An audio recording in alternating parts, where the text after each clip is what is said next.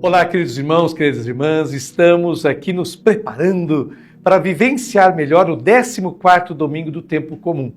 Estamos iniciando o mês de julho de 2025. Esse 14º domingo do tempo comum pertence ao ano litúrgico C. Muito bem. E o tema que eu escolhi para a liturgia deste final de semana é o seguinte: Jesus envia a todos em missão de paz. Após o fracasso da missão dos 12 apóstolos, como a gente pode ler em Lucas capítulo 9, de 1 a 6, que estão imbuídos excessivamente de ideologia nacionalista religiosa, quer dizer, daquela imagem do sucesso e da primazia de Israel, que deveria subjugar todos os outros povos, Jesus tenta uma nova missão e muda os enviados. Vamos ler com atenção. Vamos ler agora o capítulo 10, versículos de 1 a 12, depois de 17 a 20. Comecemos pelo versículo 1, que você já visualiza aí na sua tela. Naquele tempo, o Senhor escolheu outros 72 discípulos e os enviou 2 a 2, na sua frente, a toda a cidade e lugar aonde ele próprio devia ir. Por que esse número? 72. Ora, no livro do Gênesis, no capítulo 10, os povos pagãos conhecidos naquele tempo são precisamente 72. Portanto, esses 72 vêm do paganismo. Na verdade, eles vêm da região da Samaria, onde Jesus escolhe os novos enviados dele. Vejam só vocês. Portanto, após o fracasso dos 12 apóstolos, Jesus tenta novamente com outros, não ligados a essa ideologia nacionalista judaica. Comecemos agora a ler o versículo 2 do capítulo 10 de Lucas. E dizia-lhes: a messe é grande, mas os trabalhadores são poucos. Por isso, pedi ao dono da messe que mande trabalhadores para a colheita. A resposta ao anúncio da boa notícia será uma colheita abundante. As palavras de Jesus são um convite a tomar consciência de que se necessita da cooperação de todos. Infelizmente, na tradição religiosa, essas palavras foram limitadas e reservadas às vocações religiosas, reduzindo assim os aspectos mais relevantes da fala de Jesus. Como se Jesus aqui tivesse pensado em pedir ao dono da messe de enviar padres, monges, freis e freiras. Nada disso. Tornar-se trabalhador em sua messe é um convite dirigido a todos. Todos devem cooperar juntos para o anúncio da boa notícia de Jesus. Não existem categorias especiais, não existem categorias reservadas. E em seguida, Jesus dá algumas instruções a esses que ele envia. Leamos agora o versículo 3 do capítulo 10 de Lucas. Eis que vos envio como cordeiros para o meio de lobos. Jesus adverte sobre a hostilidade que haverá por parte da sociedade, especialmente do setor religioso, que se sente ameaçado pelo anúncio dessa boa notícia, isto é, de um novo e diferente relacionamento com Deus. E eles não podem suportar isso. Leamos o versículo 4 do capítulo 10 de Lucas. Não leveis bolsa, nem sacola, nem sandálias, e não cumprimenteis ninguém pelo caminho. Em seguida, Jesus convida a ter plena confiança nas pessoas, os destinatários da evangelização. A urgência desse trabalho de anunciar a boa notícia é tão importante que não se deve perder tempo. Por isso que Jesus diz: não cumprimenteis ninguém pelo caminho. Isso significa não se distrair pelo caminho, não perder tempo. Leamos agora o versículo 5, capítulo 10 de Lucas. Em qualquer casa em que entrardes, dizei primeiro: a paz esteja nesta casa. Devemos saber que na cultura judaica da época, não era lícito, como diz Pedro em Atos dos Apóstolos, capítulo 10, versículo 28, a um judeu é proibido relacionar-se com um estrangeiro ou entrar em sua casa. Era impensável, portanto, que um judeu entrasse na casa de um pagão. Jesus aqui então está dizendo: não tenham esses escrúpulos, não tenham essas regras. E quando ele fala a paz esteja nesta casa, não é um convite, é um dom. O discípulo enviado é ele mesmo um dom de paz. Quer dizer, um dom de felicidade a quem ele visita, a quem ele encontra em sua frente.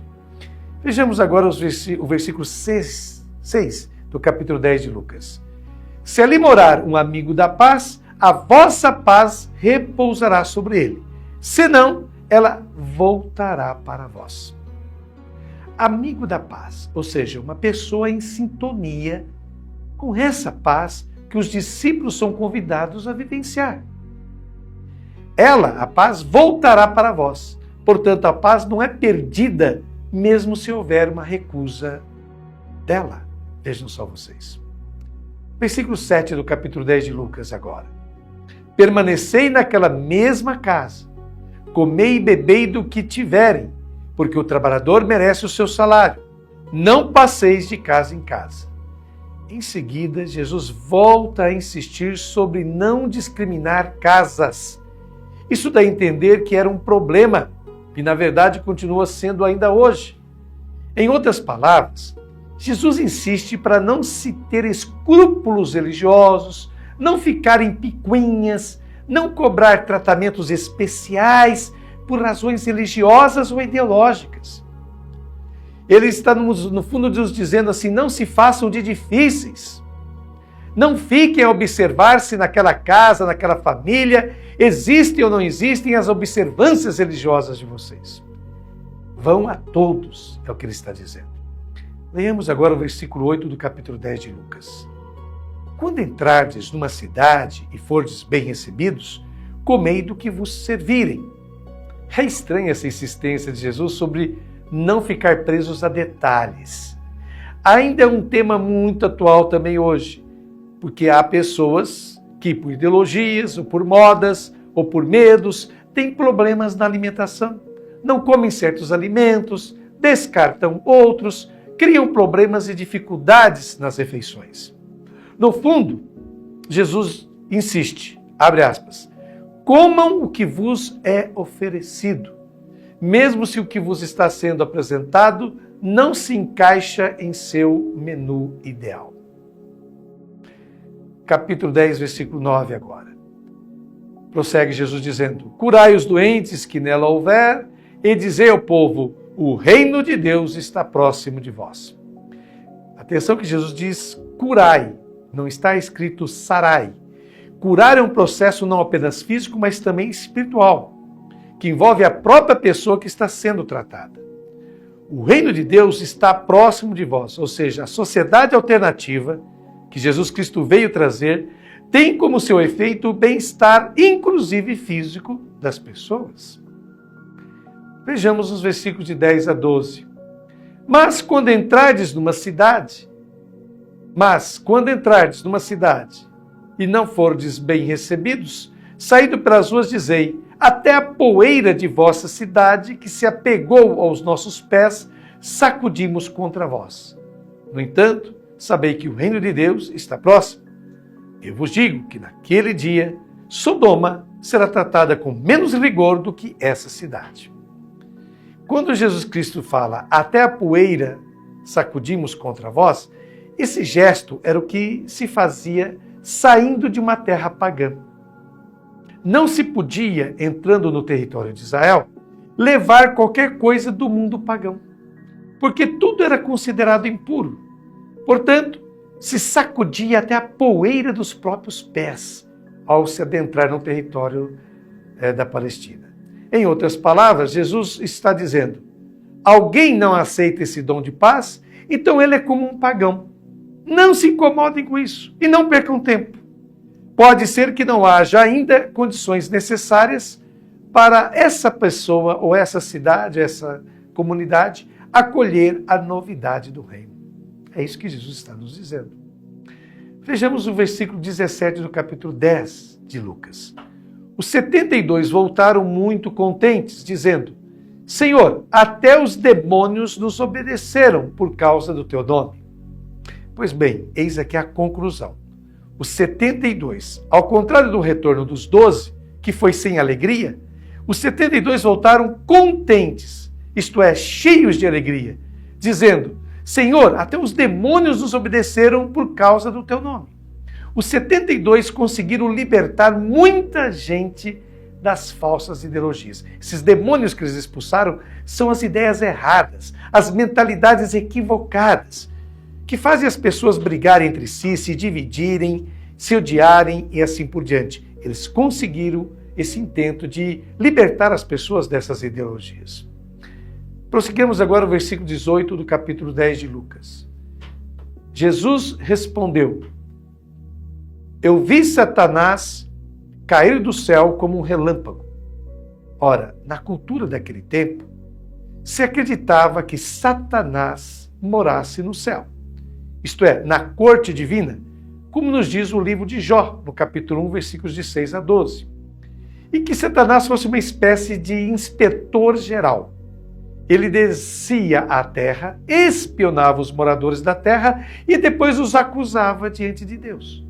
Pois bem, com o anúncio da boa notícia de Jesus, isto é, com a apresentação desse Deus que é amor, esse Deus que é bondoso para com os ingratos e os maus, esse Deus que não premia os bons e castiga os maus, como a religião pregava, mas pelo contrário, esse Deus que é de todos, independentemente do comportamento das pessoas, comunica e oferece o seu amor, o papel de Satanás não tem mais razão de existir.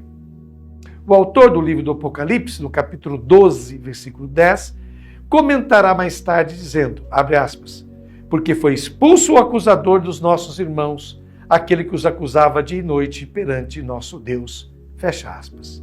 Satanás perdeu o seu papel. Ele, o acusador, foi expulso. Isso é importante a gente se lembrar. Leiamos agora os versículos de 19 a 20, sempre do capítulo 10 de Lucas.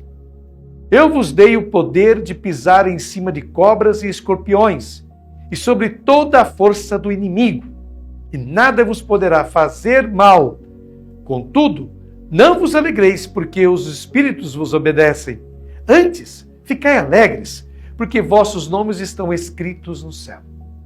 Então Jesus assegura que esse anúncio de vida e esses mensageiros da vida serão mais fortes do que todos os obstáculos e todas as dificuldades que poderão encontrar.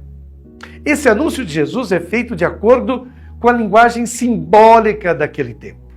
Abre aspas, eu vos dei o poder de pisar em cima de cobras e escorpiões, fecha as aspas. Quer dizer, aqueles que têm o veneno em si mesmos e que podem envenenar os outros. E sob toda a força do inimigo, e nada vos poderá fazer mal, continua dizendo Jesus. Portanto, Jesus assegura à comunidade dos que creem que, quando eles são portadores de um anúncio de vida, e são portadores porque acolheram essa vida e agora a transmitem aos outros, não há nada que possa prejudicá-los e que possa fazer-lhes algum mal. Após essa excelente explanação do texto do Evangelho deste domingo por parte de Frei Alberto Madi, passo eu agora, Padre Telmo, as minhas considerações pessoais. E começo citando um trecho do profeta Isaías, capítulo 52, versículo 7, que vem muito a calhar para o tema da liturgia deste domingo. Diz Isaías nesta passagem: como são formosos sobre os montes os pés do mensageiro que anuncia a paz, que anuncia coisas boas e proclama a salvação. O Evangelho deste domingo deixa claro que a missão é de todos os cristãos e para todos os povos da terra. Os 72 enviados, além do significado já explicado anteriormente por Frei Madi, possui também um significado de totalidade, de plenitude. Basta conferirmos alguns textos, como Gênesis 10, de 2 a 31, Êxodo 1, versículo 5, Deuteronômio 10, versículo 22 e Zacarias, capítulo 7, versículo 5. Com isso, Jesus quer dizer que sua missão não foi confiada apenas a 12 apóstolos, mas a todos, a totalidade das pessoas que o seguem. Todos os seus seguidores devem se tornar também seus enviados, seus missionários. Portanto, ser missionário significa contagiar as pessoas com os valores do Evangelho de Jesus. Não é a minha proposta, não são as minhas ideias ou os meus projetos que contam, mas aqueles de Jesus, o Cristo. Se confrontamos as atitudes e atividades dos discípulos após a paixão, morte e ressurreição de Jesus, como está lá em Atos capítulo 1 ao 12, com as do Mestre, constataremos uma imensa semelhança entre Jesus e seus discípulos. Por exemplo, o grupo de Jesus continuou itinerante, como Jesus era. Os seus seguidores estavam atentos ao bem-estar completo das pessoas que integravam a comunidade. Outra característica comum, a prioridade era o anúncio e difusão da boa notícia, do Evangelho de Jesus, mais do que qualquer outra atividade. As pessoas se maravilhavam com o testemunho vivo dado pelos discípulos e os convertidos aumentavam. Todos nós hoje somos devedores daqueles que, desafiando distâncias, diferenças, diferenças linguísticas, quero dizer, diversidade cultural, conforto e segurança, riqueza e bem-estar, se dispuseram a ser transmissores do Evangelho. Isso tudo é ainda mais repleto de mérito se levamos em conta um dado intrigante. A proposta que Jesus transmitiu e vivenciou é um comportamento social desviado, ou seja, completamente marginal. O movimento iniciado por Jesus foi e sempre será um movimento contracultural. Isso significa que o projeto do Evangelho jamais será assimilado e acolhido totalmente pela sociedade humana. É preciso deixar bem claro que a missão de todos aqueles que desejam ser discípulos e discípulas de Jesus possui sempre o mesmo objetivo, a mesma finalidade. Qual que é essa finalidade? Curar os feridos da sociedade e anunciar a proximidade do reino de Deus. É sempre esse o objetivo da missão. Em segundo lugar, essa missão deve ser realizada com os mesmos procedimentos. Nada de grandes recursos financeiros, nada de segurança pessoal, nada de ostentação, nada de privilégios, conviver com quem recebe aqueles em nome de Cristo. E sem concessões para se obter favores. É assim que deve proceder o missionário. E aí fica a questão, será que a nossa comunidade se encontra realizando essa missão que Jesus nos confiou e do modo que Ele nos confiou?